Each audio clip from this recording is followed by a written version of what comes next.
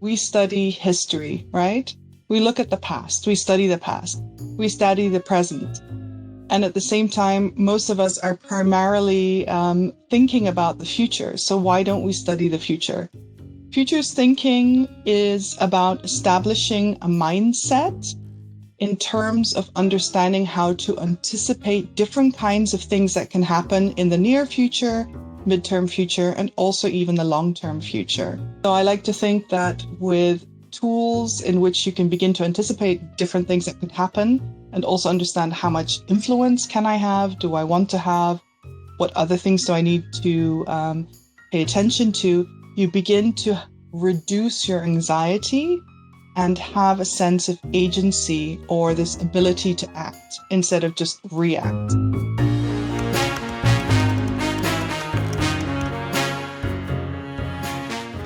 Now here we are, Elizabeth. And so first of all, thank you very much for being here with me. It's highly appreciated. And I will do a little introduction. Elizabeth Hofvenschiöld. You are a professor of general business administration, strategic management, and corporate governance at ESB Business School in Reutlingen, right? Yeah. Correct. Thank you very much for having me here. Yeah, but you have also worked in the private sector, especially for Mercedes-Benz, where you dealt with questions of business ethics. I think that's really interesting, and we will talk about it later. You also have founded your own startup already. It's also a funny and interesting story. So let's see what's in there. But what I think really interesting is that you not only studied economics, but also archaeology. Yes. That's really a special combination. That's really something. Let's talk also about that one. Okay. It remains to say that you speak 5 languages, what's impressing, and you're a mother of 2 children, right? Mm-hmm. Yes, so correct. I would say it's quite a workload, right? Yes, it is. It is. And I fully accept it.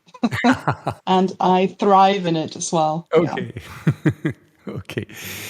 Elizabeth, let us start maybe just with the here and now, and maybe you tell me a little bit about which topics or project is at the moment on your mind the most right now.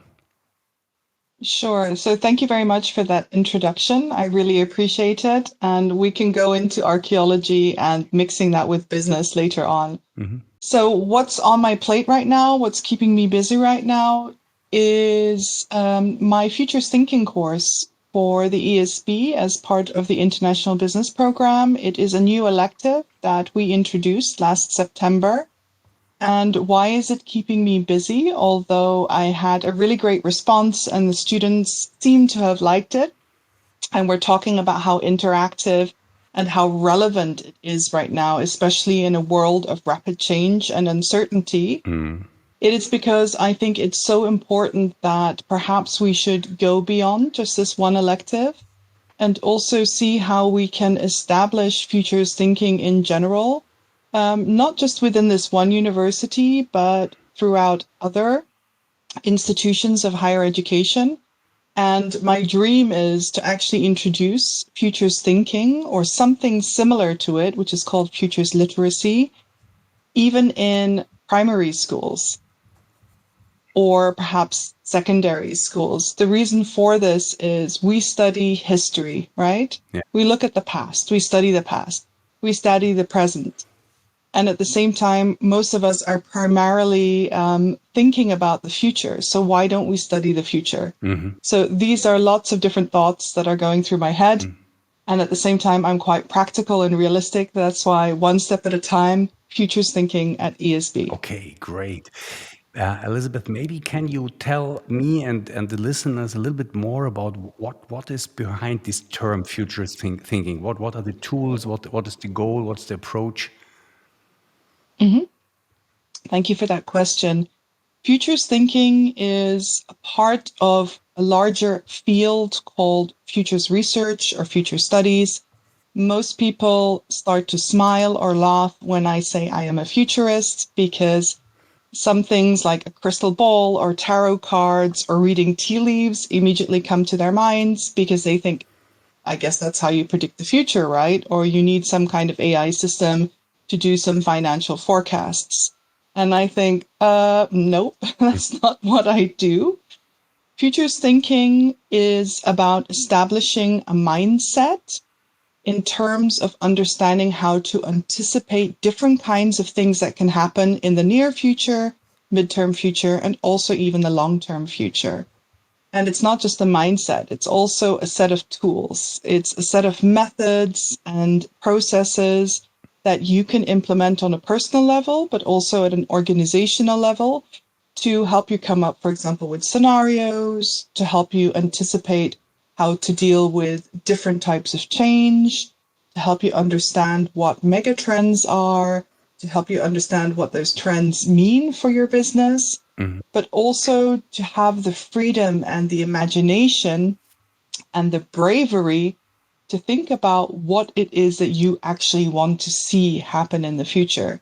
Because most people dealing with change is scary and it's also rather difficult. I think this is one of the reasons why many transformation projects fail in large organizations.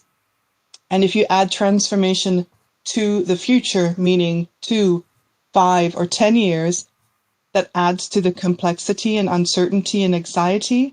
So I like to think that with tools in which you can begin to anticipate different things that could happen and also understand how much influence can I have, do I want to have, what other things do I need to pay attention to, you begin to reduce your anxiety and have a sense of agency or this ability to act instead of just react. Okay, sounds very interesting. So in my mind, I have now a picture like having a kind of a framework with several tools, and the tools, if you work with the tools, they also start changing your mindset because you get used to think about the future, to look into the future, and so this is something like that. Yes, exactly. To help people understand the general framework, I often say it's similar to design thinking. Design thinking helped people solve problems from a different perspective. And design thinking is also a mindset. Some people would even say a type of process, plus a bunch of tools or methods that you can use. Futures thinking is quite similar to that. So some people ask me, well, why do I need futures thinking if I have design thinking? And I said, good question. I think design thinking is a very helpful thing. And I also used to be a user experience person, so I'm a big proponent of design thinking. Futures thinking is different, though. It's really thinking about how can I possibly do things today that will have an impact on the tomorrow I want to see, or that a particular organization wants to see. And to be honest, I teach strategic management in the MBA program at the ESB as well. And strategic management tools are extremely helpful. And at the same time, most of them, although I know lots of people would argue with me, are rather sort of short term, meaning up to 24 months, or at least that's how they're applied or implemented in the business place.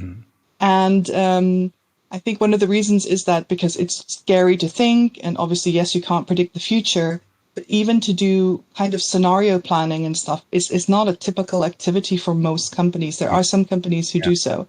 So futures thinking demystifies this whole field of anticipating the future and makes it more accessible to more people and to apply to different situations, kind of like design thinking did. Sort of brought the language of design outside of this sort of group of very senior designers in a couple of companies and brought it to the rest of the world. So that's what we want to do as well with futures thinking. So talking in terms of organizations, it sounds to me that it would be a very good approach for creating good strategies as well. Because I make a very similar experience when I work with the teams. We're working with scale up with teams, with management teams of scaling fast growing companies, and I see often that it's hard for them to go into the future, to really to try to think on this high level Mm-hmm. where you have a certain part of visionary, but it is also really strategic. So it has to have also a kind of now it's the English word, not logic, but something like logic. It has to be Mm-hmm. connected. It has to you need to find a path to there, and often people, if they try to think strategic, they very often fall down to operative near future things. So this is what you describe Yes. as well, right? Yeah, exactly. That's really interesting you say that. One part of future studies is something called strategic foresight, and that is very closely tied to strategic management or strategy as a whole. Futures thinking extends beyond strategic foresight because, understandably, strategic foresight is often used in corporations and really kind of focuses on the 5, 10, 15-year horizon, Yeah. specifically related to a particular organization or company. And I think one of the scariest things is for people to think, what is it that I actually want? Yeah. You know, sometimes I can't even decide what I'm going to have for dinner tonight or tomorrow. And you're asking me what direction this company should go in 5 or 10 years' time. What do I want to be known for? That's when the palms start to sweat, people start to shift, and everyone says, oh, we need to make some kind of plan. And then they feel sort of comfortable because if you can put it down in a PowerPoint or Excel, you know, that's a way forward. And this is what I always say, strategy isn't planning. And if you have a course like strategic planning, that's an It's already oxymoron. wrong. Yeah, that's exactly what we teach. Exactly. Yeah, it's strategic thinking and Because then planning, execution planning. Two different. exactly, that's Great. afterwards. That Yeah. is part of your, what we would call a backcasting exercise. Yeah. So once you already have at least an idea or an image of what the future could be like, then you can work backwards. Okay, if that's what it's meant to be in 2030, what do I need to do today in 2023? What do I need to do in Yeah. 2025? I don't think I need to explain this to you. You know this very well. So one of the main things that I often spend doing when I speak to people about futures thinking at the beginning is to say it's normal to be afraid. Yeah. And when the future starts is different for everybody. That's also okay. It might be 5 years from now for some people. It might mean a few months' time for somebody who's about to graduate from university and they don't know what's going to happen then. And also, you're not alone. Yeah. There are many things out there that show directions of where the world could go. And you can say, okay, I'm nervous.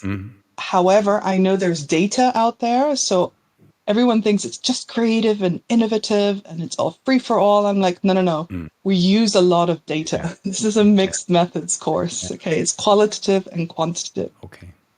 And that already overcomes this general fear of, oh my gosh, why do I even have to begin thinking seriously about 5 or 10 years in the future?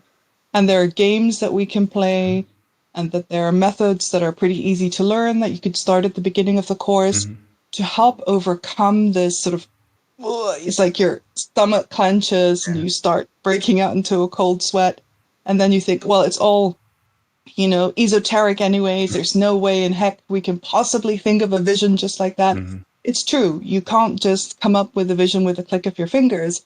However, if you trust the process and you use these tools and you look at the data, and the data might take the form of very clear trends, and at the same time, they might be weak signals, meaning things that are happening in specific areas of the world or in one or two organizations that might seem appealing to you. Use those as an inspiration for how you potentially would like your future to look like. Okay. Let's talk a little bit about the mindset, what you would need there and how to open it. I mean, the one thing is what you said, have some exercises, make it a little bit easier, the kind of gamification or something like that. Because I often experience that people don't have the mindset for it, so they are not used to get inspired by something or you know or to look on a larger horizon or things like that. What we, for example, do is we work on the purpose. We try to purpose or to find the purpose. It's not a creation, it's more a finding, and then a decision also for a purpose. And we created for a company, for an organization. Although it's a hard task because everybody really should feel it, and how it shouldn't be not just a brainchild, just an idea and that's it. What let's say methods would you approach for opening this mindset? I think opening the mindset is one of the most challenging things there is to do. And it's one of the most important things. And I think it seems like it's the first step, but it also takes almost 50% of the energy, say, in a whole project or a program. I would actually say for me, it's slightly different depending on the generation that I'm working with. I notice with older generations, let's say baby boomers, Gen X, or even Gen Y now, and I'm just paraphrasing here, I'm just generalizations, right? Yeah. It's almost thinking about your assumptions and then playing this game called opposite facts. So what would be the opposite of this assumption? And it's also a very fun and light-filled way in which to think, okay, that's absolutely insane, the opposite of what I believe. And then to sit back and reflect, and then maybe somebody in another group would say, well, actually, we found this data out there to corroborate this opposite. And then there's a sense of like, oh my goodness. And then I say, it's okay to feel uncertain. It's okay to feel a bit shocked. It's okay to feel afraid. Let's just sit in this feeling of uncomfortableness for a little bit. And then say, how could we turn that into an opportunity? So it's not necessarily a threat. So before I even get to play that game, I try and make sure there's this sense of, I'm sure you know this concept, psychological safety in the room. Yeah. So they feel that they can share and everybody is heard. And then we can open up like this. So I would probably I would use that for all generations, but I notice it's really quite helpful for slightly older generations that have much more experience and have a certain sense, rightly so, for this is how business is done, for example. And so that needs a little bit more shaking and loosening up and stretching, right? For the younger generation, I especially notice in Gen Z right now, there's an incredible amount of anxiety, particularly amongst the sort of younger half of Generation Z. And there it's not necessarily the issue of having very set ways, but it's almost this anxiety of deciding upon how should I look at the world because I hear so many conflicting things. I don't know what to choose. And what if I choose is wrong and then that's it? And oh my gosh, the decisions I make now are going to impact the path forward. And this is when I show them something called the futurist cone. And it's essentially you're standing now at a point of time. Many things influenced you in the past. You can look back and acknowledge that and say, okay, it was how it was. It is how it is. However, moving into the future, you have a myriad of opportunities. It's not just 1, 2, 3, or 4, according maybe to 4 kinds of scenario. Scenario planning is several different methods there. But it's up to 1,000 or even 1,000,000. And I notice when I show this illustration in class, most of the students just stop and kind of stare at me. And some get really nervous, even more nervous. And then another person says, but that means I have 1,000,000 and the person next to me has 1,000,000.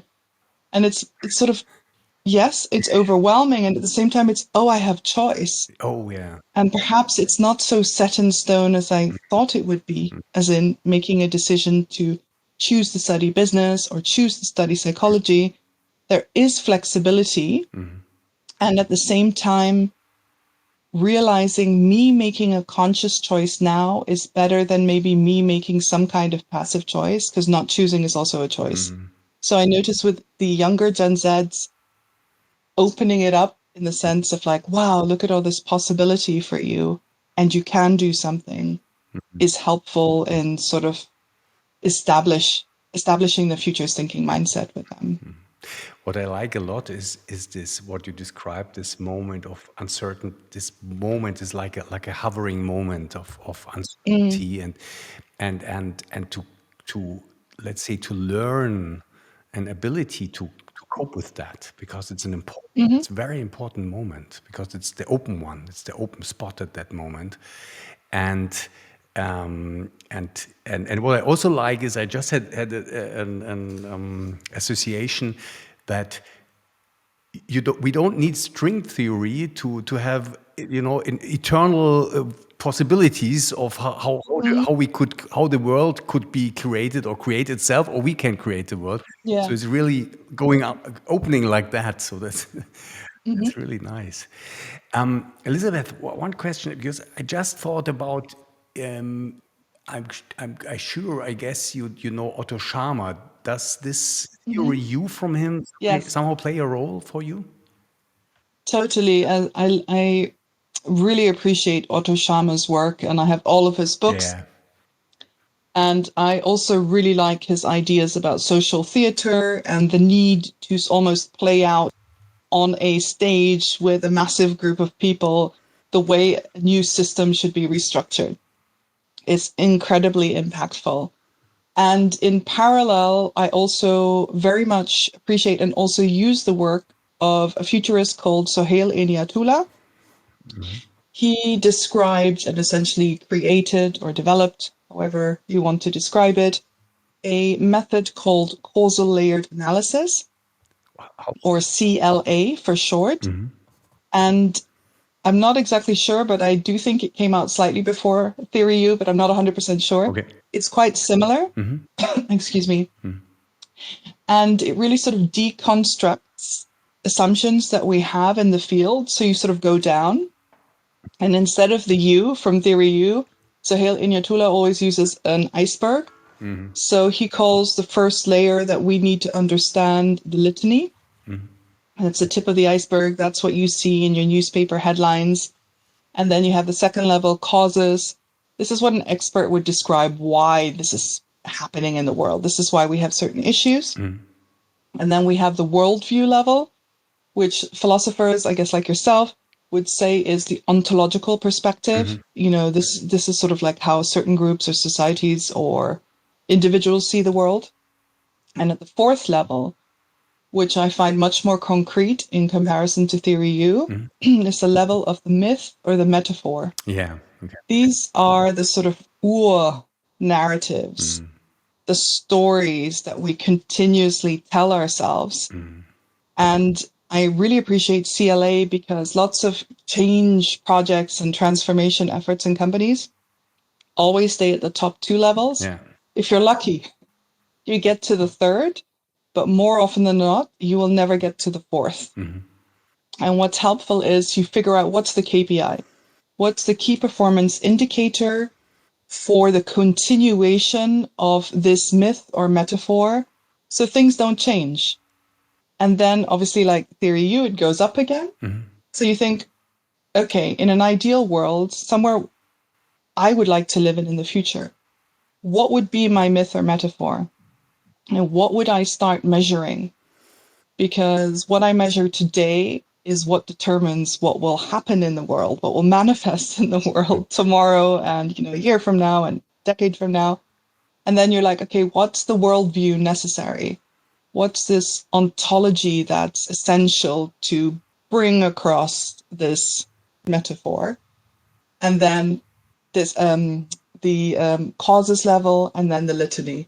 So it's a very helpful tool that I actually used with the students, and I had to go into the idea of social constructionism with them. And I warned them, I said, okay, we're going to do a little bit of philosophy in this course. And I was really pleasantly surprised by the feedback that I got. It was like, okay, that was tricky and challenging. Yeah. And at the same time, it was also helpful for them because they could contextualize many ideas that they had about business. Why am I doing business? Why does the business world work in this way? But they didn't have the language to describe it, to sort of put these feelings and thoughts that they had. And then they thought, oh, maybe it's just me because I'm inexperienced and haven't been working for a decade. But actually, they were observing things that were perhaps difficult or problematic, but they didn't know how to describe it. So, Yeah. Okay. Maybe first I wanted to talk now about these young people you were mentioning. So you said that the younger ones, you see they're more anxious, and what I see here is kind of bringing them and kind of a navigation system, yeah, for them to get, yeah, in this very, as you already said, volatile and uncertain and world. And you said that should start as early as possible. You said we even would have it in school. Yeah, Would be really definitely. fantastic. I agree with you. And for example, I'm here in Berlin, and my daughter goes to a school that they call themselves the School of the Future. Oh, Yeah, and it's founded by the Wirth Stiftung. You maybe know Wirth, this yes. company, and they have two schools, one there in Schwaben, more nearby Reutlingen, and one here in Berlin. And I think to have this navigation system is so important to start learning about how can we deal with all this ambiguous, overwhelming complexity of information, and how can we, read it? How can we create a picture for us that works for us? And I think we should have more initiatives to bring this into the schools. I agree with you 100%. And I also like that you use the term navigation. It is that, as you can see, I'm a big fan of maps. Yeah. So I don't necessarily create the maps for the students. They need to create the maps themselves. However, when you think about old traditions of map making, what you drew on the map was based on how you saw the world or the things that you thought you should measure and were important enough to make it onto the map. So I'm showing them not just one perspective of a potential future, but different ones so they can create the map that they think is relevant. I do provide some tools like a compass, a pencil, most important, an eraser, and maybe some form of measurement. So you can say, okay, in my future map, I'm not going to measure kilometer wise, but maybe I'll measure in terms of 6-month cycles or 5-year cycles or what have you. So it's really giving these young students and also older adults who are in the field a sense of autonomy in terms of I am able to navigate in this, classic term VUCA world. Yeah. And you know what? There are no certainties. However, that's okay because with this toolkit, it doesn't matter. Yeah. I'm going to be able to deal with whatever situation as best as I can. I mean, let's say between us, there never have been certainties, Life isn't certain at all, yeah. But it's maybe much more obvious today. So it's more on the surface. But if we talk about navigation and maps, am I right that we already slowly are drifting into direction of archaeology? Can it be? Or Perhaps, yes. Maybe one of also the reasons why I love maps is I used to sail a lot. My father is a captain. oh, great. And when we used to sail on races, he was always the navigator. So I think he has still a great influence on how I see the world and how I experience it. And yes, maps are extremely important as well for archaeology. And what I like about archaeology, it's not necessarily like a topographic map, but a sort of a map going down through the different levels, through the different eras in civilization. So yes, a lot of different kinds of creations of documents to try and gather information from a particular site or excavation and see what kind of extra knowledge that could give you through that visualization. Yeah. So we are also at the data collection, what you mentioned before. You would say it's data driven, and is the look into the very deep past also helping you to understand the future better, to learn from the future? Now I would say yes. Now, It took me a long time personally to understand what is the red thread in my life. yeah. And it wasn't until I was speaking actually to an HR person in the company I used to work with, Mercedes-Benz, and she said, what did you do and how did you get there? And then I realized, oh my gosh, click. For me, the link is looking at the interaction between technology and human beings. This is something that I've always been interested in. And I remember one of my first seminars in archaeology was being allowed to hold a stone axe. It was about 40 centimeters long and about 20 centimeters wide, and it was really heavy. And the professor said, this is 150,000 years old. Wow. Yeah. And I just felt, I wouldn't say overwhelmed, but it had gravitas. It wasn't just heavy, but it had obviously this prehistory to it. And I thought, 150,000 years ago, this thing was the most high-tech object that you could possibly imagine. And how did it change the world? So I also started getting interested in evolutionary biology and understanding how our ancient ancestors' brains evolved, and also potentially what kind of role technology played in that and the changing of synapses in the brain. And now I know in neuroscience, you can see a correlation between technology use and how your brain connects to other parts of the brain as well. So, yeah, my interests were very wide.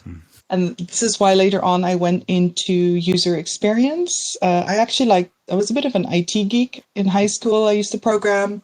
And so when I was done with archaeology, I think the reason why I left archaeology is I felt it wasn't creative. Okay. And we were always looking backwards. And yes, of course, you can be creative in the sense of creating an amazing exhibition in a museum and sharing that knowledge. And I was missing the sort of innovative part. My parents are also entrepreneurs. And I was like, I need a little bit more action. Okay. Yeah. And so I switched to user experience, or back then it was called human-computer interaction. And it just felt right. And again, it was about the here and now, understanding the interaction between technology and human beings, but in the present day. Okay. So, and this is where you worked, I think, at Mercedes in the group where they made the autonomous driving thing, but you focused on the ethics of that. Yes. Actually, I didn't get to there directly from user experience. I had my kids. It was important. I started my own company, accessory design, something totally different. But I wanted to create something with my hands, and I wanted the experience of creating a startup. And then we moved to China as a family for some time. And when I was there, I met some very interesting people and kind of got recruited to Mercedes-Benz in China and led the innovation team. And I loved it because it was this mix of, yes, interaction design, obviously, but also looking at different business models and sort of mixing in that entrepreneurial experience that I gathered with my own startup with this amazing, new, exciting world. It was 2013, 2014. So many ideas were coming up. Entrepreneurship became cool. Startups became cool. And then I started to really go into the area of market research and also future market research. And I was then introduced to the trend team that existed in China as well as in Germany. And there was also one in the US. And when we moved back to Germany, that's when I made a big decision to do my PhD. Yeah. Everyone thought I was crazy, giving up a management position. And at the same time, I said, well, I want to learn. And I think this is the best way to learn. So I need to put my ego to the side and admit that I know nothing about trends and I know nothing about futures research, but I want to learn. And so I became a doctoral student at Mercedes in the futures research department. Yeah. And after 3 years, when my contract was done, I was approached by the team that were setting up, essentially looking at all the legal and ethical aspects surrounding automated or autonomous driving. And then I was responsible for the ethics of autonomous driving for Mercedes for 3 years. Okay. I think there are I see two aspects here we could talk about. The one is the very specific about this this question of ethics in autonomous driving. I think it's a very interesting question.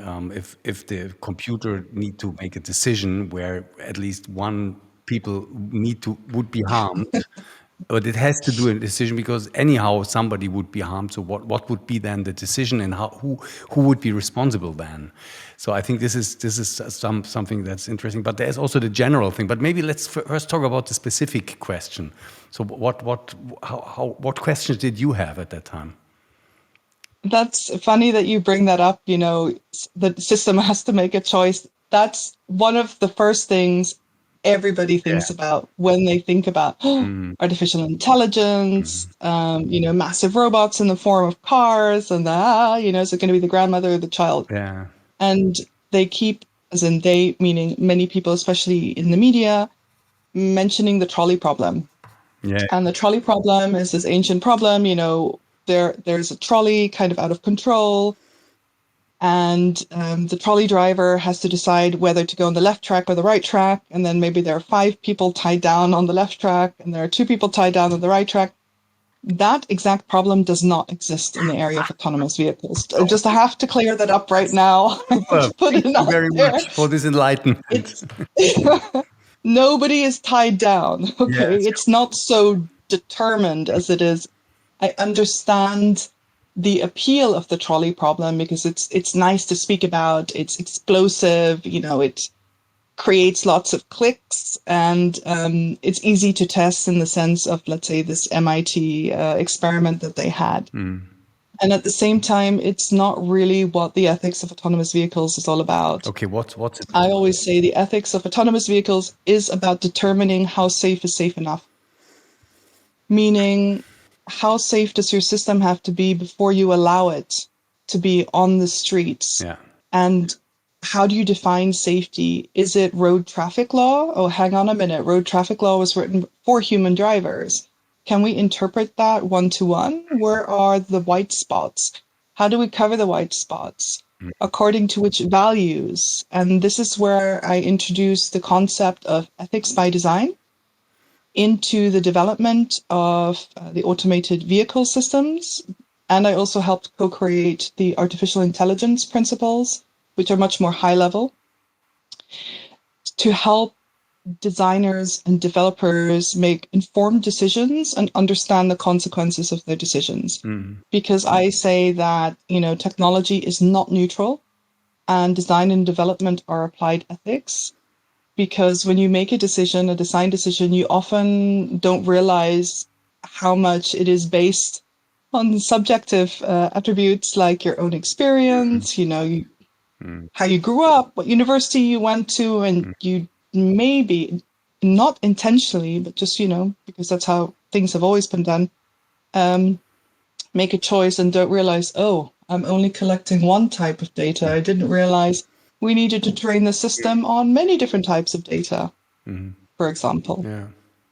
So my gut feeling would be that if we have good designers with good meaningful thoughts, with good common sense, with a good know-how to really think about all eventualities, my gut feeling would be it would be safer than when humans do mistakes.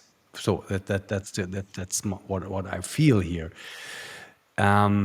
What's an interesting question? I'm sure you also thought about that one. I once saw a podcast. I'm a big podcast fan, especially, I don't know whether you know Lex Friedman podcast. I really like it. No, I'm not familiar with should that. have a look there because it's one of the most craziest podcasts, but really good. There are Nobel Prize winners sitting there, but also the super crazy guys. And there was once a guy who called, I think, Ben Goertzel, and he seemed to be one of the godfathers of artificial intelligence programming and so on.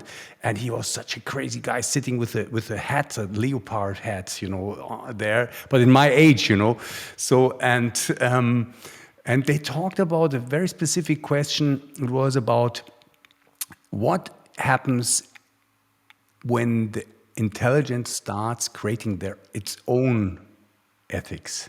So what is this case? Do you think about that one also?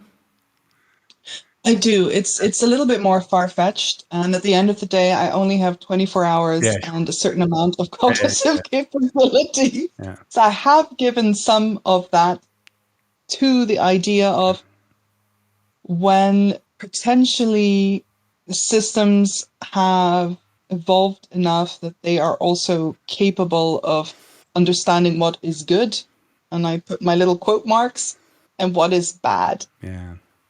Funnily enough, this is another definition of the term ethics by design, especially when you look at research papers from more than 6, 7 years ago.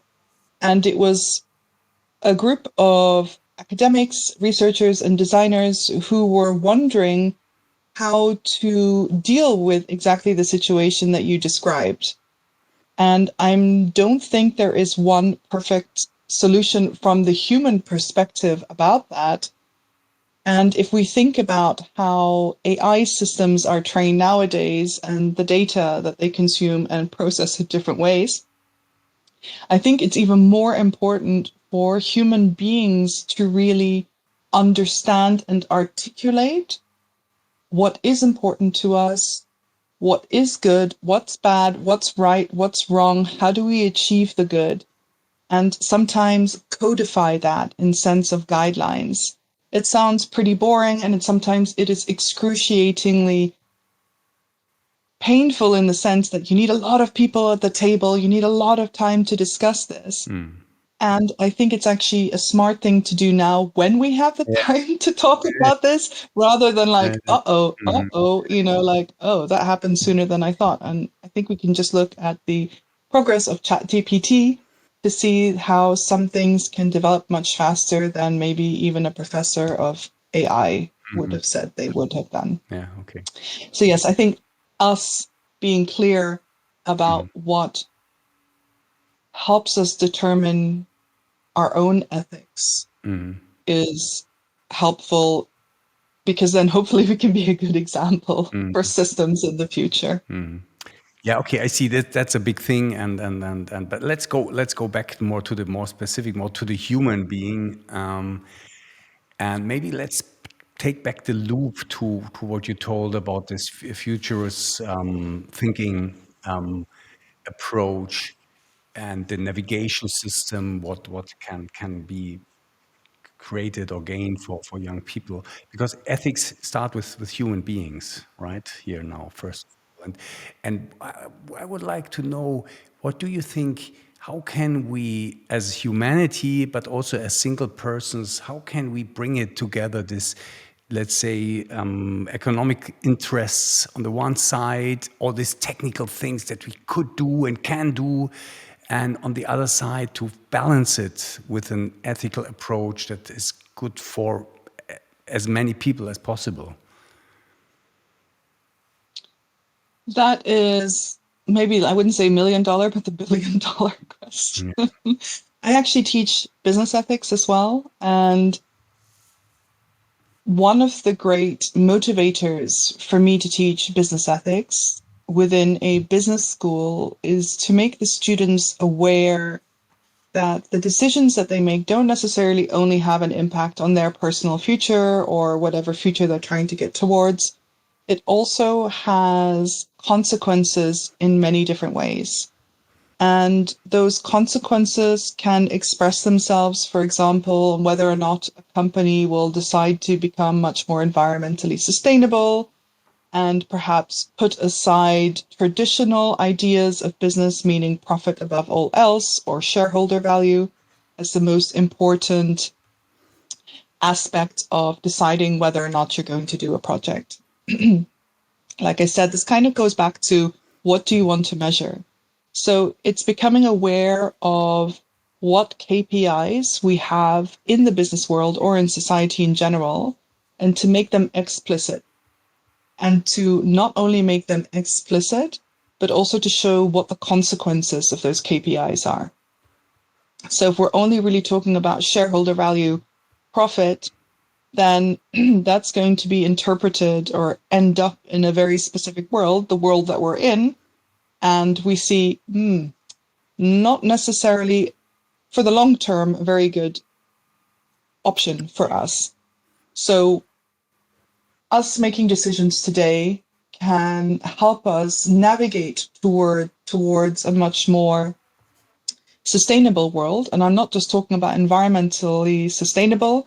I primarily focused on social sustainability when I was working at Mercedes-Benz and also now, and looking at how we can make the world more equitable. What does that mean? And maybe not always immediately associated with an anti-capitalist perspective. Yeah. Because when you look at the sort of traditional sense of capitalism, and I know that many philosophers have also looked at this, particularly in the 70s and 80s, it's about creating a space in which we can all thrive and we can all move towards something together, and not necessarily create a small group of people that are extremely rich and a big group of people that are essentially poor, although many people associate that with capitalism today. So it's sort of like a reassessment of like, what are we moving towards? What are we measuring? What kind of impact does that have? And understanding we can change those things. There is no reason why we can't change those things to move towards a much more socially and environmentally desirable world. And that starts with very basic decisions that you make in supply chain, in HR, in strategy, everywhere throughout the company. That's good. Yeah, just thinking where to go on, because we could stay with this ethic. Maybe we can also change a little bit, and maybe can we talk a little bit about corporate governance, because it somehow is interconnected. Sure. Would you say? Yeah. Corporate governance is, when I first came into contact with corporate governance, it was more like, oh no, corporate governance. And now I think, oh yes, corporate governance, it can be a really, really good thing. And I'm actually a big fan of corporate governance, I have to admit, because it provides a framework, it provides a structure that tends to already exist in many corporations. I'm a massive fan of don't reinvent the wheel. If there's already something that works, attach something new to it, and then it can evolve over time. And that's exactly what I did in my previous job. And I think that's why it worked, in the sense of integrating, for example, ethics into the development of whatever smart systems there were to be developed. Governance, however, is a massive, massive undertaking and is really rather complex because of how it's developed historically. So I think, first of all, if you're a company, you sort of have to understand, what does governance mean to us? Do we already have some kind of existing governance system? And how do we want to integrate, for example, ideas of social sustainability or just general business ethics into this? How are we going to measure it? Are we going to attach it to compensation? Maybe that's the first way we do things. Or are we going to say it's much higher? This is the whole purpose of our company, and this is why we do what we do, and it's attached to your general strategy. This is something that Patagonia has done. Other companies have done it differently, but Patagonia, to be certified, so that's a whole other ballgame there. Yeah.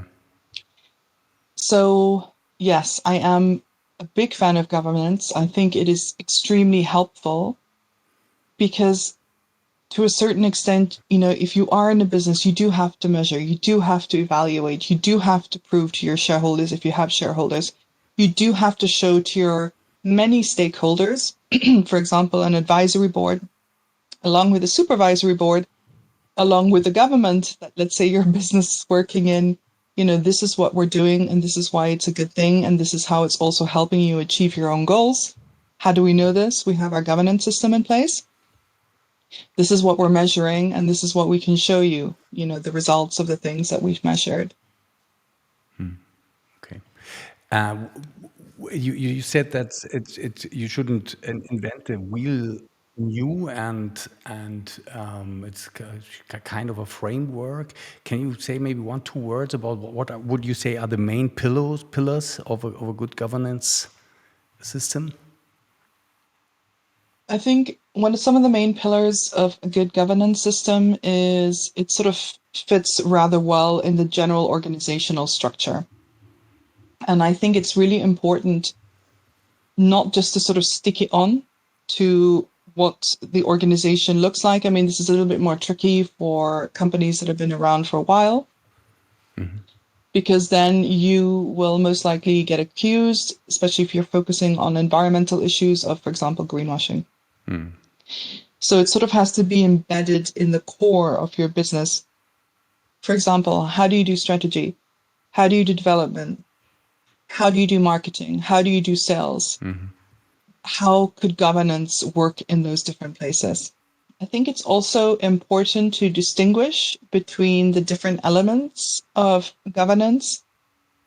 Some people say that, oh, we have a compliance system. It might be like a technical compliance system. That's good enough. And you're like, well, that doesn't necessarily take into consideration CSR activities, corporate social responsibility activities. And compliance, for example, is not the same as ethics or necessarily integrity. So you have to understand for yourself as a company or an individual, what do those different concepts mean to me and the company, and how do we want to express that? How do we want to measure that? And what's the most, I'm a very practical and realistic person. What's the way in which we can actually roll that out and make it work? And maybe we're going to have a combination of different things, like a third-party assessor coming in once in a while to check that we are doing the things that we're meant to do legally, as well as because it fits into the purpose of this company and we want to strive to make the world a better place, depending on whatever purpose or mission statement you have. And also, perhaps we need to look at training. Like I said before, you can train people to become more aware of the decisions that they make, the consequences of those decisions. So maybe a part of your governance model is education and training. Is there then also in your model something like a cultural aspect, like what core values do we want to live in our company? Most definitely. Yeah, okay. When I do my ethics work, I use a framework, and one of the things, there are 3 parts to this framework. One of them is the purpose, and it's quite helpful in a company. It matches one-to-one what's the purpose of the company. And then you think about your values, and then you also think about your principles. So the values are what's good and bad. What do we say is good for this company? These are our values. And the principles are what's right and wrong. What are the different ways in which we would achieve what we have defined as good? So most definitely culture plays a major role in that. And you teach this as a theory. The question is always how you bring it into practice. And you say, you just mentioned you're also kind of a realistic person. So yes, what would an organization need to really have a change of culture? That's a big question. What's funny is before I taught it, I did it. Okay, I did this for 3 years. That's very good. That's the better culture, way. And then I thought, oh, hang on a minute. I know there's theory here. It does fit. What did you do? What did I do was I noticed that things had to happen at different levels within the company. And it was already helpful that we had buy-in from above, meaning the board. And then, of course, as the famous saying goes, culture eats strategy for breakfast. So you need to see where it's happening. And in the sense of where I used to work, it was the engineers and the developers. How do they do business? How does it work? How does something created? So you first started to understand how are they working, how are they ticking? Exactly. And this is where my user experience training really helped, the design thinking mindset. What are their problems? How do they go about solving them?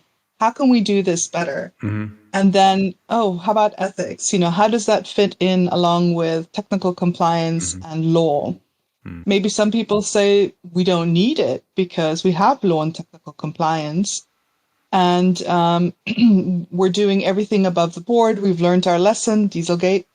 And then you're like, well, this is an emerging technology that doesn't yet exist. So we're anticipating issues now by looking at the ethical aspects. So how I often sort of communicated it within the company was looking at ethical aspects was also a form of risk mitigation. So I was using the language that people who are risk averse like to hear. And so that sort of increased at least the openness to listen to, okay, what is ethics then? Okay, How but can it it be was more like integrated? the door opener, because it's Yes. often the door opener, this, let's say, the utilization of ethics, you know, okay, if you are more ethic, then you might be more successful, or you have less risk or things like that. But it's just the door opener, right? Exactly. And in terms of teaching it in school and making it a reality, we go through a lot of case studies. I never managed to figure out the ROI, return of investment, on ethics. That was always an idea in terms of not necessarily for ethics, because I think applied ethicists and theoretical ethicists themselves understand the importance of considering ethics in any kind of I mean, context. I had once, it's long ago, this was the beginning of corporate social responsibility, so maybe 20 years ago, I once was on a meeting, and there was this spokesman of BMW, Mr. Gaul at that time, and he said, yeah, we can correlate our Aktienkurs, our stock, with our ethical behavior. We can correlate it. So it was Yeah. really amazing to me. So there are indicators out there that, for example, the more CSR activities a company has and actually does them and not just speak about them, the better their stock price does over a certain amount of time. So there is that. But I was particularly looking at the inclusion of ethics in the creation of sort of emerging technology products. So a lot of case studies with the students based on things that have happened in the past where things went wrong, where really the inclusion of more diverse stakeholders would have helped potentially the senior management or the management to make better decisions and much more sustainable, robust decisions. Yeah. Yeah. Okay. There are two things now. You had the buzzword diverse. I would like to talk also about one. It's always interesting. But let's first, because I like, there was one little specific part of what you said was about when you went down to the, let's say, to the engineers and so on, and started understanding how they work and so on.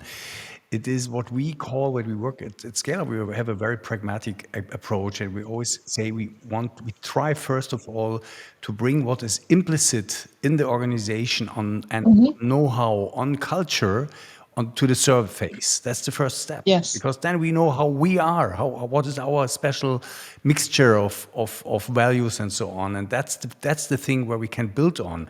Because if we start to have it, let's say, normative, and it's like, you have to, you should, and so on. It never lands in the organization.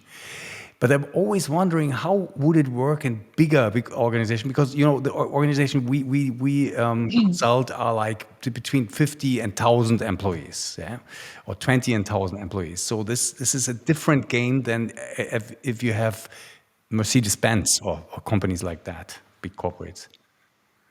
So. It isn't easy. And you're right in the sense that you go into a company, for example, like you said, and you try and make the culture or the values that are in the culture or certain rules that are in the culture explicit, because otherwise there's a lot of tacit or implicit knowledge. Yeah. 100%. It is about that. And this is why when I was thinking about developing an ethics by design approach, I thought, okay, this needs to happen at different levels. And it's going to be tough because it's sort of like learning by doing and also trying to consult at the same time within the company. So it was at the beginning a mixture of education and training, demystifying what is ethics, coming up with the typical myths. No, it's not just the trolley problem. It's really about what I called everyday ethics, like the boring things, like should you overtake a bus when it's in waiting, yes or no, and things like that. So I really try to bring it down to earth and also show that we make decisions based on our own ethics every day, but aren't really even aware of it. So it wasn't something exotic. It was something that everybody did. And at the same time, when you're doing that in a situation that has potential massive consequences, you want to make it implicit for different reasons. And one of the big reasons is you want to show that you made this decision in the best way possible. So it was about quality and security, which ties in very well to the existing values of, for example, Mercedes-Benz. And it's true. They really care about quality and security. So it was already an open environment for the sense of like, okay, anything we can do to increase quality and security is a good thing, or safety.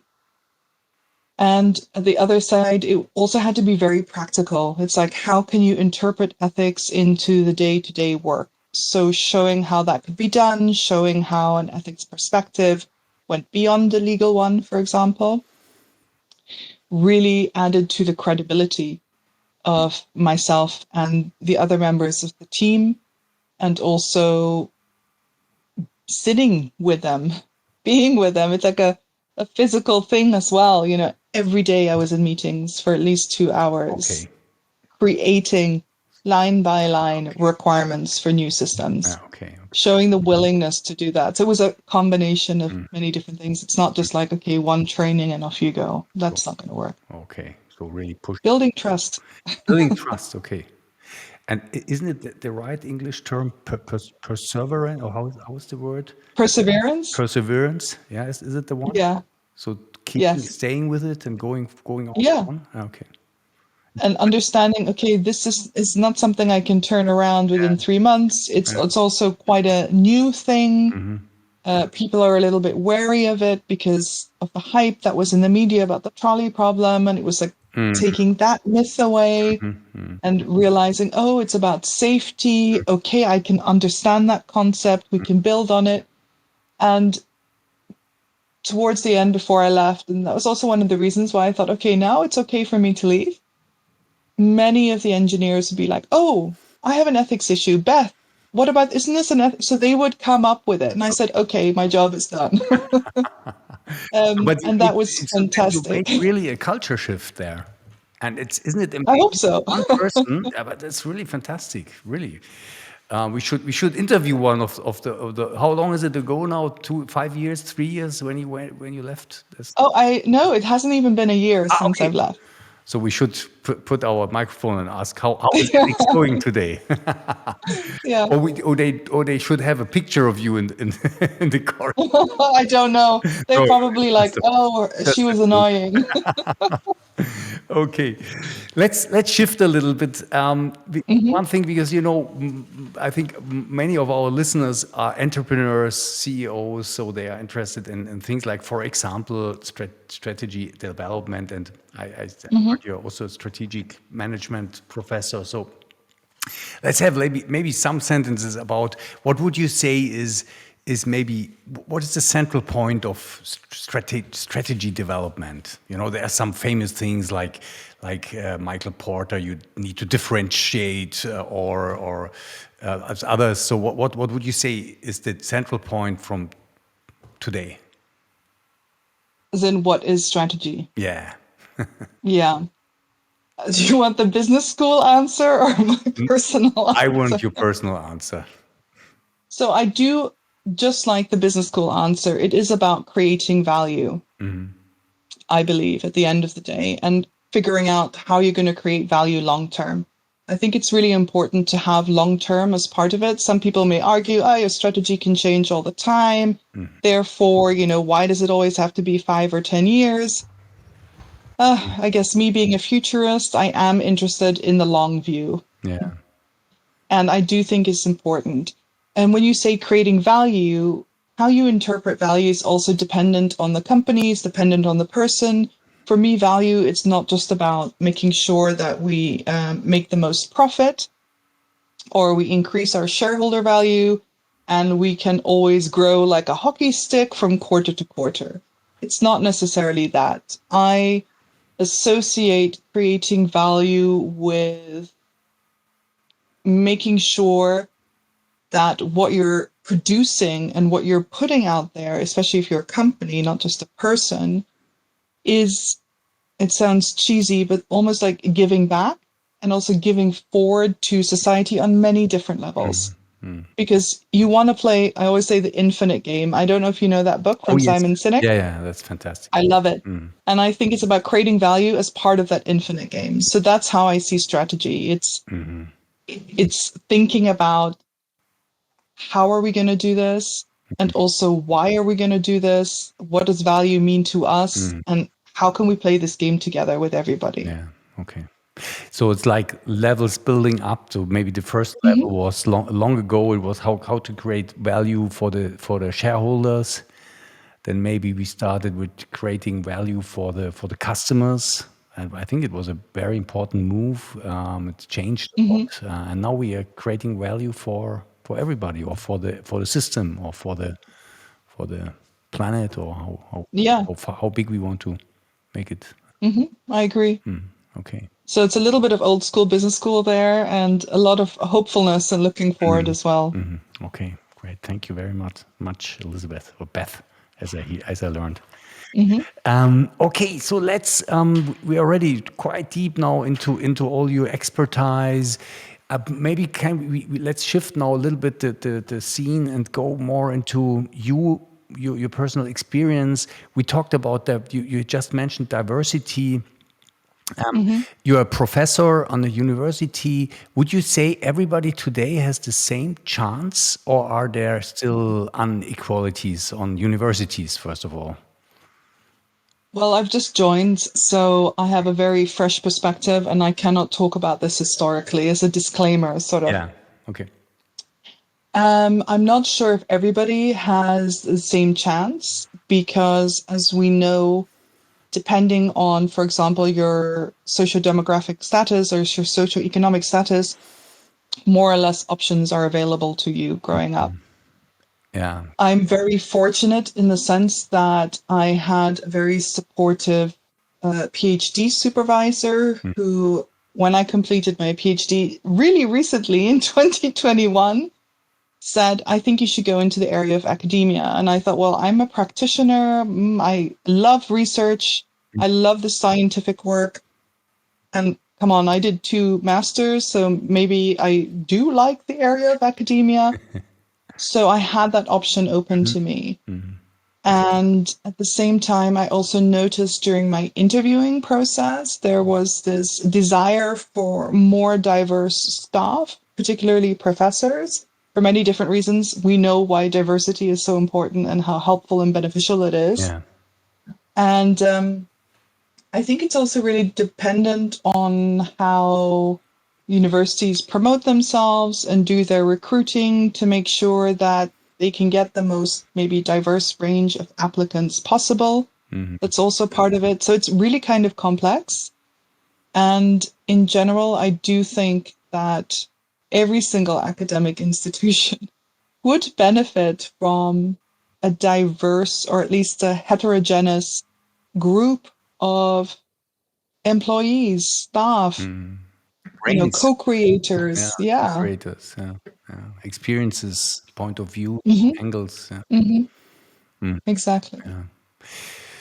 Okay, there's one point I'm always interested in, because, for example, when I wasn't, I founded my own company, and that was successful. So we had several hundred employees and so on, and I always I already at that time we were very diverse in terms at least of genders. So we had top level we were 3, and we were 2 men, 1 woman. But the next level already was like 70% women, and then it went down like that. And I always appreciated a lot having mothers with children.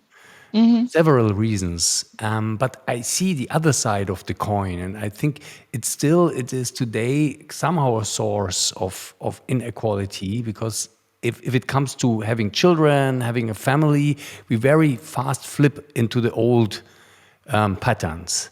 So how would you say is a good approach to that, and what's your experience with that, maybe, if you like? Yeah, it is. Things are changing, which is good. Changing for the better, I believe, for women who, or men who decide to take time off or decide to take a different parental role.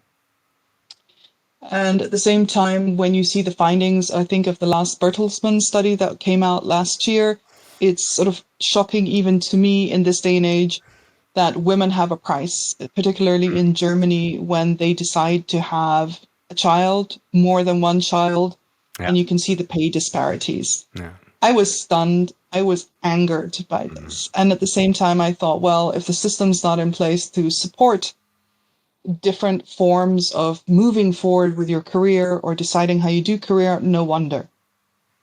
So how did I deal with this? I have to admit, some of it was rather traditional for different reasons. And at the same time, I noticed, okay, maybe this isn't necessarily the same around the world. I wouldn't say that it's not like this issue doesn't exist in certain countries. Many people think Scandinavia is like that. I'm half Swedish. I can tell you there are similar issues, but not exactly the same as in Germany. What was a really big eye opener was living in China. And there was no idea or no opportunity for me to work part-time. It was like part-time or full-time because I was on a local contract. And I thought, okay, then I work full-time because I saw there are many mothers working full-time at the company that I was with. And they had support networks in place. So I was like, it can happen. You do need help. And I learned how to juggle the demands of a woman, even in this day and age, even if she's working a full-time job, which is like 50 hours a week. And I thought, hang on a minute, this is not right. It just didn't sit right with me. So it was a lot of communication, not necessarily just with my husband. He is extremely supportive and very open. And it was important to show both of our children, we have a son and we also have a daughter, that both parents can work. And regardless of your gender, you can also be responsible for different things around the house and for the upbringing of children.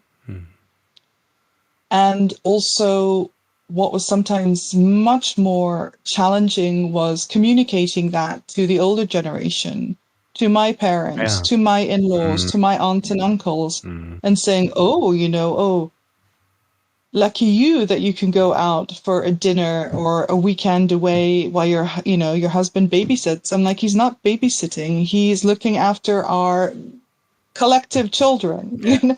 And so using the slightly different language and trying not to be so angry about it sometimes was helpful. And I do see the transition even now with my parents. And at the same time, it's not easy. And one thing I do is I don't make a difference between work and life. It's all in one pot for me. It's 24 hours a day, 7 days a week. And I do the things that are important to me. And I sort of, it sounds very cold-hearted, but I sort of schedule them into my calendar. And so my family time is my family time. And then you focus really on it. You're really with the family. You don't start doing some emails in between while, No, yes. no, Okay, that's no, never, that's never. I really dislike that. Then the phone is in another room. The phone, yeah, I don't have the phone when I go to bed at night. It's outside. yeah. And I really switch it off sometimes in the weekend. Every Sunday is a media-free day. No phones, no laptops if possible, unless, of course, this first semester I had to work 7 days a week. But that was understandable. But then when I was on some vacation over Christmas, no laptop. It was playing cards with the kids, playing board games, walking outside, and not even phones at the dining table. No, that's on this. And some people might say, oh, but don't you like technology? And I start laughing. I'm like, do you know what I do? It's not about that might be really one of the keys. So I'm happy I asked you this question because we need some solutions, and I think this one is a very good one to really schedule things and really have sharp, let's say, containers for several activities, and really that's good. Okay, thank you very much for this insight. You're welcome. And I love deep work. Just if you know the concept of deep work, tell me. that's what made me able to do my PhD full-time and work full-time and homeschool during COVID, to be honest. Okay, tell me about deep work. Deep work is an idea or a concept that has been popularized by a professor from the States called Cal Newport. He's a professor of, I think, software engineering on the East Coast somewhere.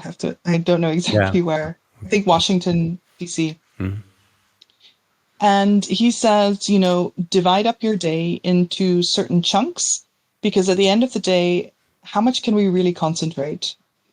It's about 4 to 4.5 hours, like really concentrate. Max, I would say. That's already great. That's already pushing the limit. And I thought, when I heard this, this is the answer to my issues. So for doing very concentrated sort of, let's say, strategic work or working on my dissertation, analyzing my data and putting things together, I know the max is 4 hours or 4.5.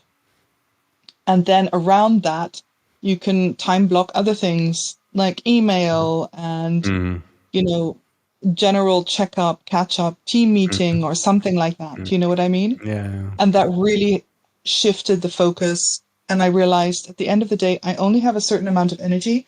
What do I want to spend it on? Because I really dislike it when I get too stressed.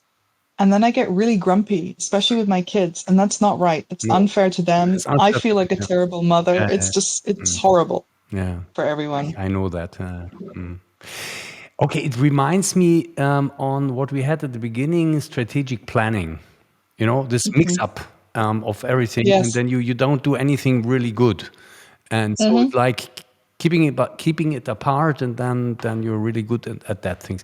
And do you do only the time blocking, or do you do any other things to get into the concentration? Do you have any tricks or hacks for getting into the? I was a huge fan of hacking, especially from about 2016 onwards, when I really got serious with my PhD.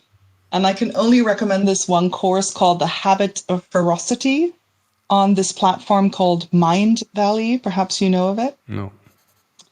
And I always get his name wrong, but I will give you the name. Yeah. And it's about essentially understanding what it means to be a top performer. What do you need to do? How can you hack yourself in terms of eating particular foods, taking particular supplements, having a particular schedule, and also resting, the downtime. That was the worst part for me. I didn't understand downtime. So one of the hacks, it sounds silly, is to really say, okay, I have 20 minutes between, let's say, one meeting and the other, or I'm at a restaurant early waiting for my family or a friend, and I have 15 minutes. What am I going to do? I don't look at my phone. I really try and look outside the window and almost do a semi kind of meditation. It sounds really maybe cheesy, but you need that time for your brain to make connections. It's like this downtime. So it's not like blocking an hour and a half to stare out the window and get inspiration. It's just sort of those transition times. What you always have in your day. Yeah. And not to scroll through whatever social media platform because you're bored. Yeah. Live in the boredom, sit in it. It's okay. Yeah. So that's one of my hacks. So whenever I get a chance to have a cup of tea, whatever. And also, I bought another one, my calendar for the wall. It's so analog and I am extremely digital. At the same time, it really helps to have digital and analog for me. So I often have either from Moleskine or Leuchtturm, I think it is from Germany. Yeah. As you can see, I love the color yellow. A notebook where I have ideas and also things that sort of come up during the day. And I prefer to write them down because somehow it kind of sticks better. And for everything else, I use different kinds of digital note-takings and things like that. Okay. Yeah. Very good insights. Thank you very much. We will do maybe you, if you send me these things, or also what we had before, the CLA and so on, and then we will put it in the footer of the podcast and people can read it if they're interested in. Would be great. Okay, Elizabeth, now we are already quite far into our podcast. Do you have a little bit, can we have a little bit more like kind of life philosophical musings? Do you have more energy, let's say, for another 15 minutes or something like that? Sure. Yeah. This is fun. Thank you. You're right. Great.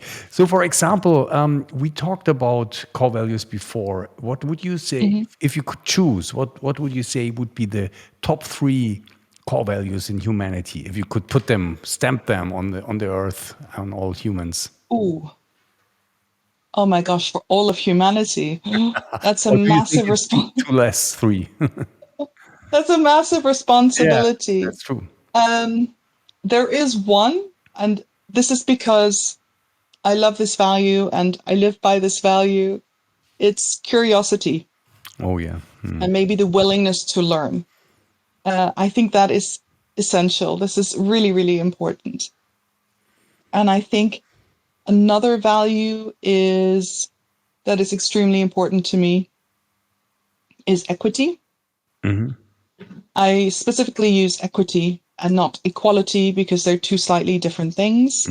Equity is important to me. I've noticed how I was brought up, the schools I went to enabled me to have the opportunities that I did. And at the same time, being half Filipina, half Swedish and female also made some things more difficult for me. And it is extremely frustrating to see how some people who have so much potential don't necessarily have the opportunity to sort of really become whatever versions of themselves that they want to become because there is no true equity in the world. So I think that would be Equality would mean everybody is same somehow, same, and equity means everybody has the same, let's say, chance or the yes, same. Yeah? exactly. Okay. And equality is like you all get the same thing, even though maybe that thing is not necessarily very helpful for you. But you know, everyone got one pen. It doesn't matter if you don't know how to use the pen. Yeah. Okay. That's it. It's equal. But equity is like, okay, maybe somebody needs help with the pen and starts with a pen, and then so you know Okay, now I understand. So everybody, exactly. so for example, somebody is sitting in the wheelchair, he needs different things to be able to achieve his goals, and so he should need she should get those help or these things to start. Okay, I understand the one.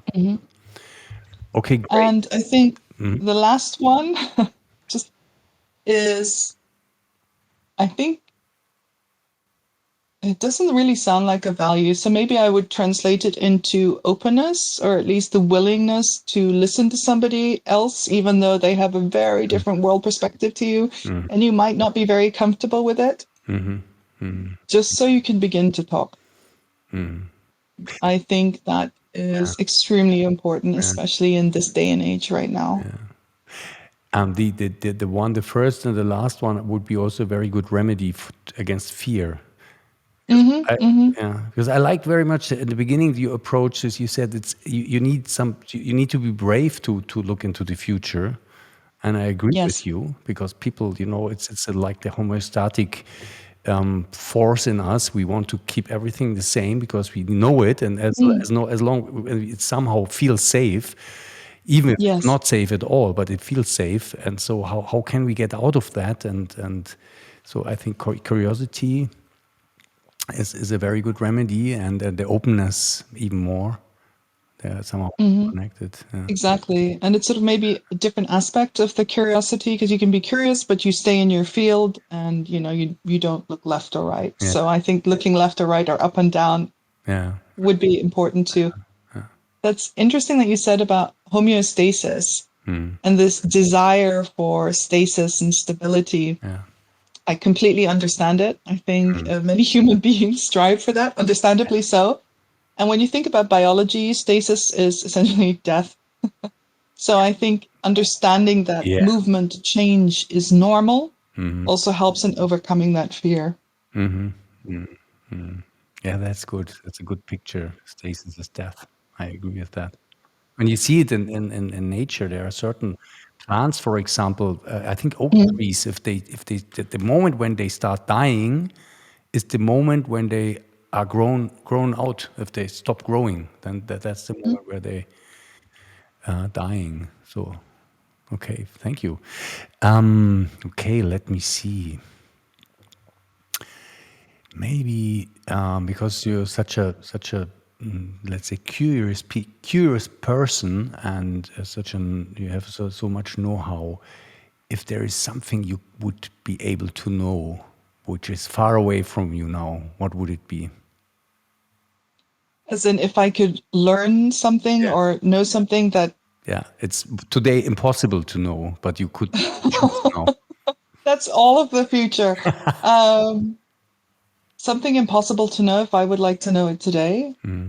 I think it would be knowing if humanity is able to move towards a equitable and harmonious and sustainable civilization in 100 years' time or 150 years' time. Yeah. I don't know what's going to happen. I have the best hopes for humanity. I think we are capable of doing something for our planet still, regardless of Yeah. what is said in IPCC. I think that should be our inspiration to do much more. Yeah. So that's what I would like to know, that Okay. maybe it's tough right now, but we made it in the Yeah, future. okay. That's a big question, and then I would say even the question whether we will do it at all. It's not so sure, and I think it's not so much a moral question. It's more also a question. I think if you you should really look to watch the Lex Friedman podcast, because there are many guys like that sitting there and really interesting. You know, how you say chemicists. Chemists? Chemists and physicists and evolutionary biologists and people, many different people, and they often talk about the space, the cosmos, about life in the cosmos, about how it came to Earth, how it evolved, but also how civilization would grow to sustainability. Because I think, I mean, it's nothing the time we are here on the planet, it's 12,000 years or whatever, and think about civilization. They need to make this first step to not destroy themselves. And then they can go on. Then they can go on maybe for thousands or maybe 100,000, even million years, and then think about what's going to happen then. Yeah, exactly. And I totally understand that long view looking backwards as well. Holding that stone axe, 150,000 years old. Yeah. I can imagine it would have touched me as well. Yeah. Okay, let's see. Okay, that's a good answer. Maybe go a little bit more personal. How important is friendship for you? Extremely important. I moved around a lot as a child due to my father's work. And it was important to almost make friends as quickly as possible. So it's important on different levels. I think there's the sort of more casual friendships that you make quickly and they sort of help you get settled in a particular place, especially when you're younger. But also the long-lasting friendships that I've had. And I'm particularly grateful for my best friends. And we met at university. I think it's a very formative time for a lot of people. And with one of them, I think I can mention her name, Hannah. She lives in Norway, and we chat every week. And we started doing so during the pandemic, just to keep in touch, to make sure, are you okay? How is it going? We have kids who are similar in age. And I noticed how we've grown closer, and we've known each other for over 25 years. So it helps keep me grounded and also helps me laugh. Whenever I think, I don't know what I'm going to do about this world, what kind of impact am I having? I'm not making any impact. She was there to bring me back down to earth, and the other way around as well. And also to share ideas about the good things that we would like to try and do for the world, for our children's generation. And also funny things like, what good wine have you drunk lately? Yeah. Can I buy it here as well? stuff like that. So you would say you fuel a good friendship by really having touch points regularly, right? That's the most I important think how to maintain it. Or yes, and at the same time, I have other friends who are also really good. One of my other best friends, I hardly speak to her, but when we do start talking, it's as if we never yeah, stopped. It's also like that with Hannah. yeah, So I think there are different ways in which you can have your friendship. It's dependent on what works best for the combination of the two or the three of you. And I think it's important to understand who your sort of close group of friends are, and also sometimes who might be more appropriate for a certain problem, and also know that there is somebody you can call when you wake up at 3 in the morning oh and yeah, need help. somebody Yeah. who's there. Yeah. Okay. Okay. You just mentioned this question, this self doubt. I know it as well very good. This self doubt of do I make enough impact? I would say if there would be many people like you, oh yes, there would be a much better world already. But it brings me to the question of what is your approach to power? Because power is something, tell me. That is a really, oh wow, what a question. Thank you for asking me that. And it's also interesting that you asked me that. The form of analysis I used for my PhD was a Foucauldian discourse analysis. And if you're familiar with Foucault, A little bit. you know that he looked at how discourses show what kind of power relations there are in society, in different groups, in different institutions. So, speaking about what my relation to power is, and perhaps impacts on the world at that level, let's just take it at that level.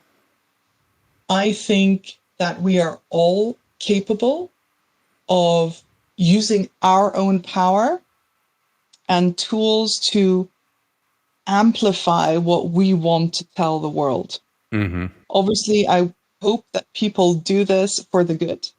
We have seen, unfortunately, many examples in which people have used stories, narratives, discourses, whatever you want to call them, to propagate certain ideas, certain worldviews, and therefore increase the kind of power that they have on certain groups, like governments, let's say, or stakeholder groups influencing the direction of a certain business.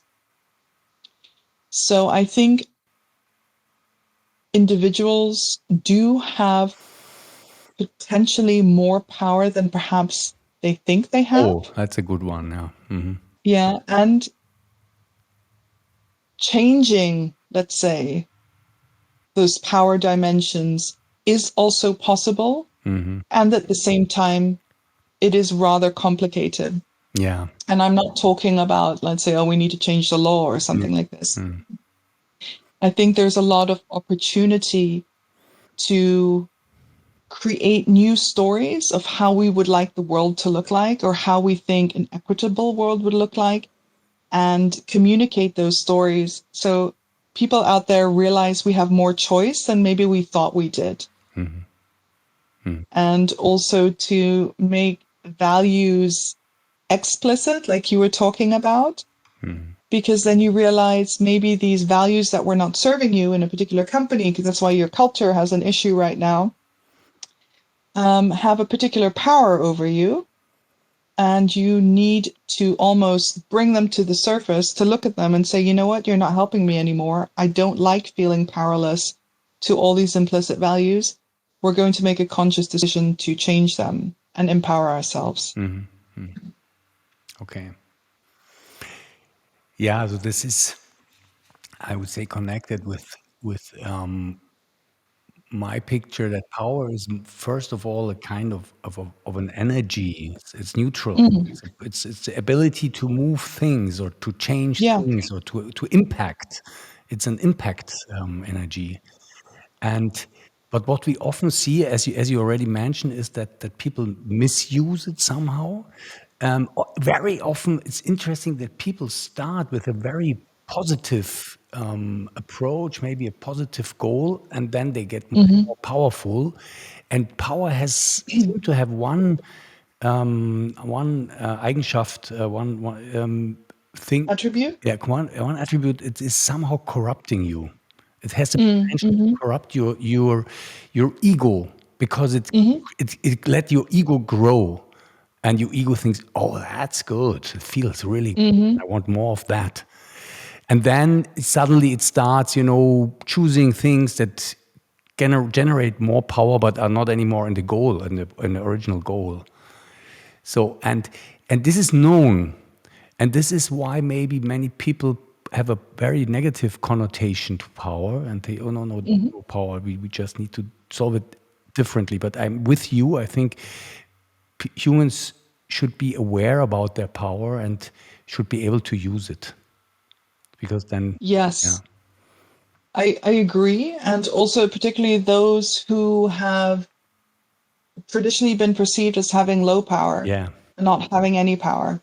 And here I come back to the equity topic, yeah, because then, as you said, if power is energy, it doesn't necessarily get used up or destroyed. It sort of gets translated from one form to another. But if it's not just with one particular person or behind one particular view of the world and story of the world of how things should be done, then it's more evenly distributed, and then we have more different kinds of ideas of how the world could be. There's more of a balance, but also more of an ebb and a flow. So it's much more harmonious. You know what I mean? It's sort of like not stored up like behind a water dam and this is yeah, mine, and feeding the ego. Because I guess if you have more power, you think, okay, you have maybe more ego, hence you're more afraid of letting it go, because then I wouldn't be who I am without this.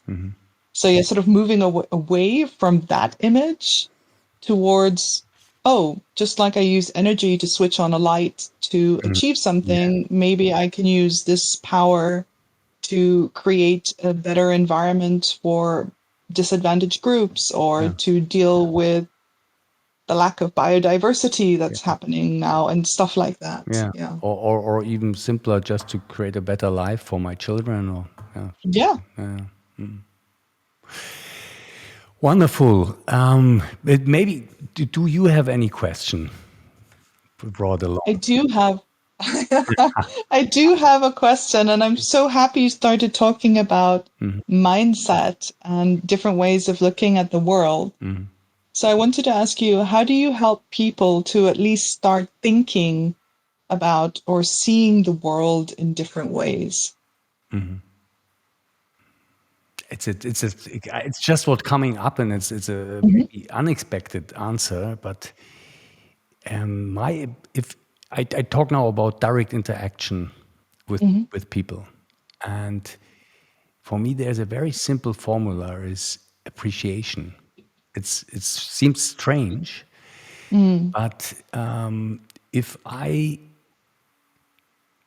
confront, or if I deal, or if I contact people with 100%, really 100% appreciation, something happens. It somehow opens something up. It makes people more open, and open for their own possibilities, and open also more for the possibilities of what's around them. Yeah, very simple answer, but it's a good one. Thank That you very much. it is a You're welcome. That's a great answer. I really appreciate that. It's just talking about power. That's really powerful. Okay, Beth, I have always one question I ask at the end of the conversation. Always the same question. I want to ask it also to you. What is your wish for life? Oof. One wish. Um, my wish for life, my own personal life, or all of humanity. To you, whatever you like. What focus is fine for you now? Well, for me personally, as in for let's say more for humanity, is this upcoming generation, not just Gen Z, but Gen Alpha. My daughter is part of it, kids born from 2011 onwards. Okay. Um, don't give up and, they're excited about the world and they want to contribute to it. And I hope that the rest of us, the other generations, help them. That is my greatest wish. And now I'm getting emotional. Oh, I didn't think I would do. Yeah. It's quite simple. It's perhaps a little basic, and at the same time, it's hopeful. And I hope that they come up with their own preferred images of the future that are beneficial to all of us. Yeah. beautiful. Thank you. Thank you. And it was a fantastic, beautiful conversation. Let's mention your student Leonie, who brought us together. I think she made a good job. Thank you, Leonie. Yeah. And let's stay in contact. I think there would be a lot of exchange we can do. It's really, really interesting to talk with you. And so, thank you very much. Let's stay for a moment in the call. It's we need to just close it. But thank you very much, Elizabeth. Thank you so much. Thank you for the opportunity. Great.